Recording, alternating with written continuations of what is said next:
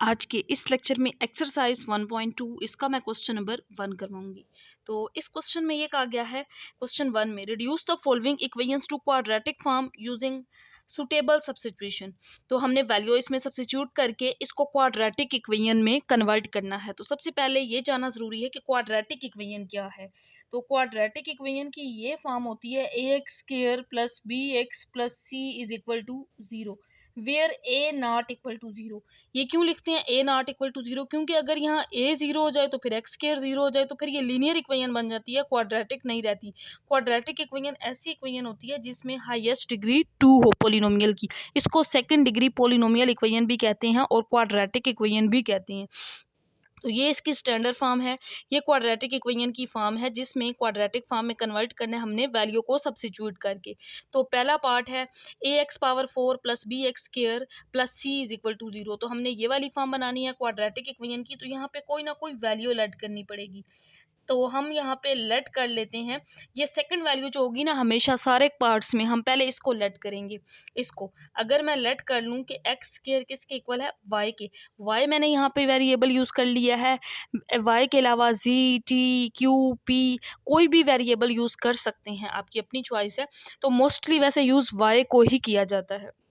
X square किसके equal आ गया, Y के।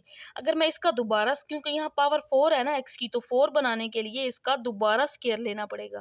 तो यहाँ वाई स्क्वायर आ जाएगा। ये X power 4 is equal to Y square. तो दो रिजल्ट आ गए, पहला ये वाला और दूसरा ये वाला। दो वैल्यूज चाहिए थी, एक्स स्क्वायर जो कि किसके इक्वल है, वाई के, और दूसरा एक्स पावर 4 जो किसके इक्वल है, वाई स्क्वायर। इन दोनों को यहाँ पे पुट कर देंगे इस इक्वेशन में। तो ए एक्स पावर 4 की जगह पे वाई स्क्वायर प्लस बी और एक्स स्क्वायर की जगह पे आ जाएगा y plus c is equal to zero.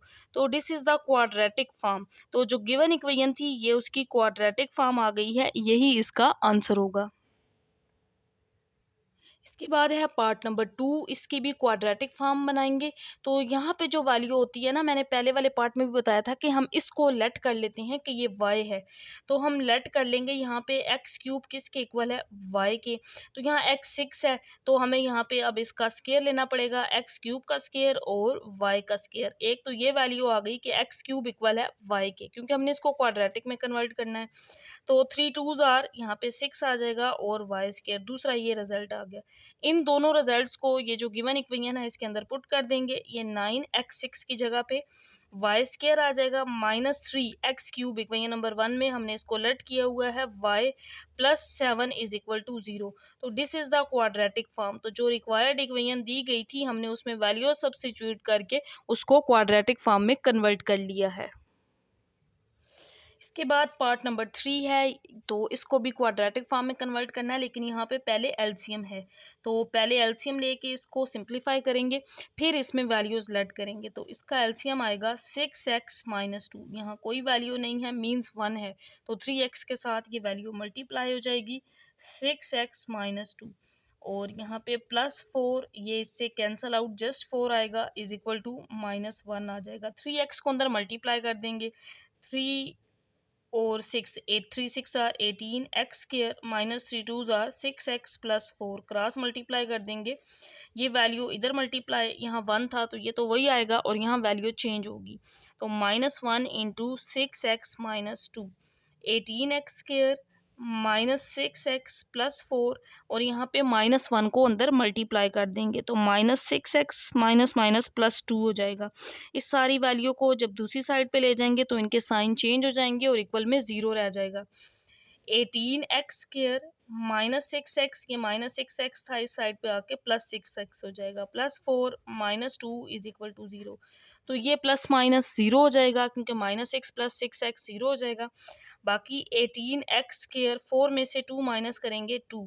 तो ये इसकी क्वाड्रेटिक फॉर्म आ गई है जिसमें x वाली वैल्यू नहीं है। x स्क्वायर तो हम 0x लिख सकते हैं क्योंकि वो 0 है यहाँ पे, और प्लस 2 ये कांस्टेंट, तो इज इक्वल टू 0।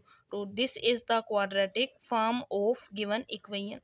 यहाँ पे ये क्वाड्रेटिक फॉर्म इक्वल टू 0। इसके बाद पार्ट नंबर 4 है बच्चों, लेकिन पार्ट नंबर 4 से पहले हमें एक इम्पॉर्टेंट रिजल्ट है जिसका पता होना चाहिए, तब हम पार्ट नंबर 4 सॉल्व कर सकते हैं, क्योंकि इससे पहले इस तरह का कोई क्वेश्चन नहीं आया पार्ट 3 तक।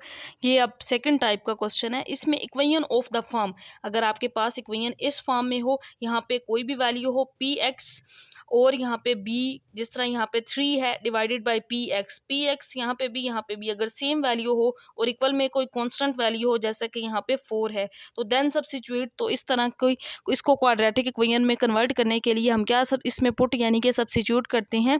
p ऑफ x जो होता है ना, ये वाली वैल्यू जो यहाँ पे दोनों में सेम होती है, इसको y लेट करके सोल्व कर लेते हैं। अब इससे पहले वाला जो क्वेश्चन हमने किया था वो भी था तो एलसीएम से रिलेटेड ही, बट उसमें 3x और यहाँ पे ये डिफरेंट वैल्यू थी, पी एक्स नहीं था, इस वजह से हम इसको वायलेट नहीं कर सकते थे। पहले हमने एलसीएम लेके इसको सिंप्लीफाई किया है। बट अगर हम पार्ट नंबर 4 में देखें, तो पार्ट नंबर 4 में यहाँ पे पी एक्स है, ये फॉर्म है पी एक्स, यहाँ पे ये पी एक्स सेम वैल्यू आ जाए तो फिर हम पी ऑफ एक्स को लेट कर लेते हैं वाई।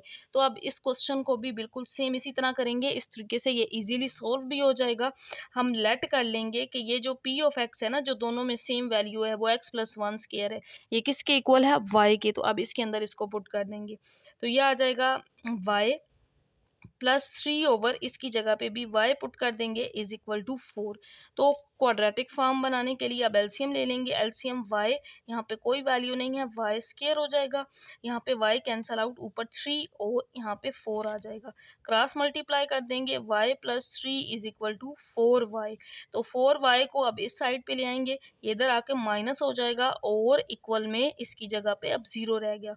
तो this is the quadratic form of given equation. तो गिवन इक्वेशन थी उसकी ये क्वाड्रेटिक फॉर्म बनेगी।